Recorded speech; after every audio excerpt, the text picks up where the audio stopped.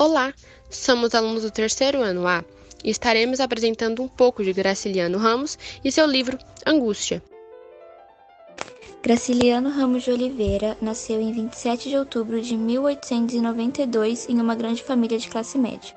Ele viveu os primeiros anos de sua infância migrando para diversas cidades na região nordeste do Brasil, até regressar para o Nordeste em 1915, devido a uma tragédia familiar em que ele perdeu 4 irmãos. Fixou-se na cidade de Palmeira dos Índios, onde casou-se e em 1927 foi eleito prefeito, cargo que exerceu por 2 anos. Vivendo em Maceió durante a maior parte da década de 1930, foi preso na capital alagoana em março de 1936 pelo governo Vargas. Acusado de ser militante comunista,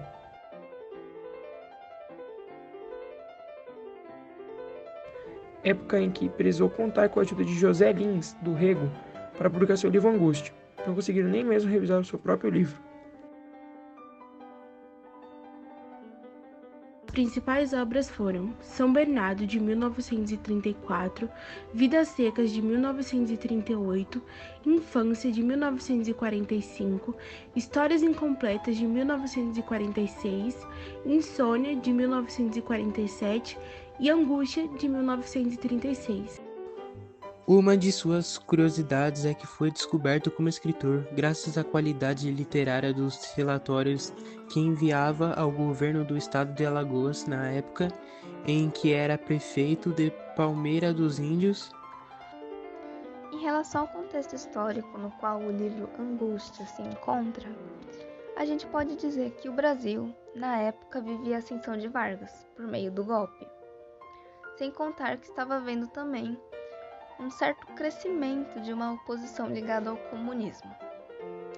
Então, assim, realmente foi um período de grande tensão política. A gente também pode citar que nessa mesma época o país estava tentando se recuperar do baque econômico que foi causado pela crise de 29, com a quebra da Bolsa de Nova York. E, inclusive, foi nesse contexto que o escritor Graciliano Ramos acabou sendo preso pelo regime de Vargas. A obra Angústia faz parte da segunda geração modernista, de 1930, sendo um romance regionalista. Neste movimento literário, os escritores nordestinos buscam retratar a realidade dos sertanejos e a exploração do homem. As principais características dessa fase foram o nacionalismo, com a valorização da cultura brasileira, o regionalismo, a realidade social, temática cotidiana e o uso da linguagem coloquial. Tem como personagens principais Luiz da Silva, uma pessoa frustrada com a aparência cansada, Marina, uma mulher bonita, superficial e vaidosa, e Julião Tavares, um gordo vermelho, rico e hipócrita. O foco narrativo é dado pelo monólogo interior, onde o narrador-personagem, através de suas memórias e lembranças, constrói as ações e acontecimentos da história. Ao longo dela, podemos perceber o enfoque psicológico que ela apresenta, já que durante o relato, Luiz passa por um processo de delírio, onde o torna incapaz de diferenciar suas alucinações da realidade. O foco da narrativa é falar sobre o sentimento de angústia e conflitos que o personagem está passando. Em relação ao tempo em que a obra se passa, a gente pode perceber a presença do tempo psicológico, que é dado com todas as digressões que o narrador-personagem faz no decorrer da obra. Ou seja, uma hora Luiz volta para o seu passado e outra hora ele volta para o presente. Então, assim, não segue ao certo uma linearidade dos fatos. Mas a gente pode perceber também que grande parte da narrativa se dá no mesmo período em que a obra foi escrita. Ou seja, em meados de 1930. A gente vê essa marcação quando no livro o narrador reflete em como seria a sua vida e a de Julião Tavares se houvesse de fato uma revolução social, o que de fato era algo que caracterizava o período. Então, sendo assim, toma-se como exemplo de tais reflexões o seguinte trecho do livro. Camarada Luiz da Silva, você escreveu um artigo defendendo o imperialismo. Não escrevi não. Sou lá homem para defender o imperialismo? E quanto ao espaço em que a obra se passa, a gente pode destacar o espaço físico e o social. Sendo assim, geograficamente tem-se que, como se trata de um romance urbano, grande parte da história se dá em Maceió, Alagoas. No entanto, há passagens no livro que nos remetem aos primeiros anos de vida e toda a infância do protagonista, que se deu por sua vez no interior.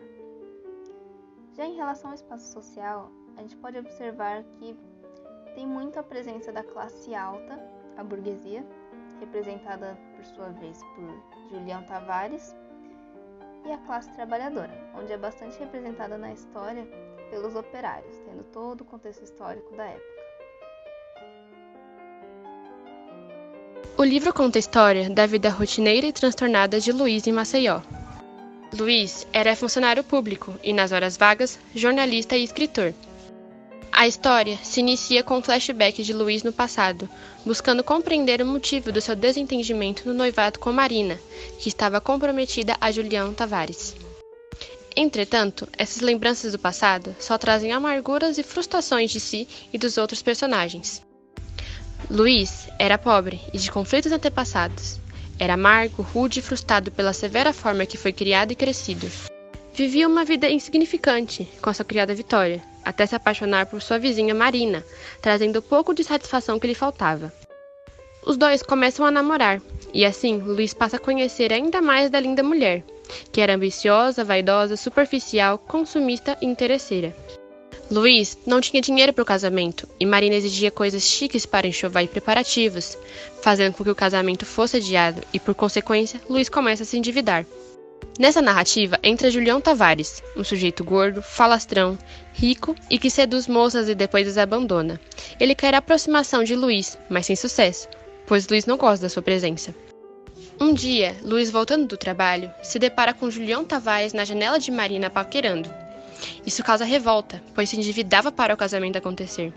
Marina alega a situação e diz não ser nada do que ele pensava, mas com o passar do tempo, Marina começa a namorar Julião Tavares.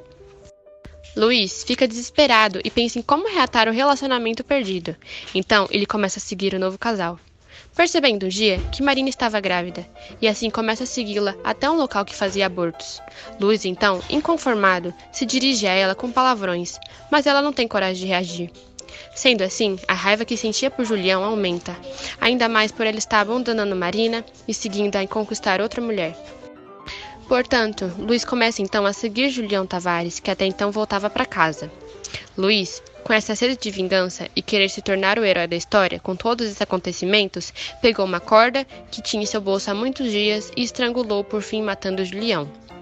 Depois disso, Luiz volta para casa, e assim começa a adoecer, com febres altas e alucinações.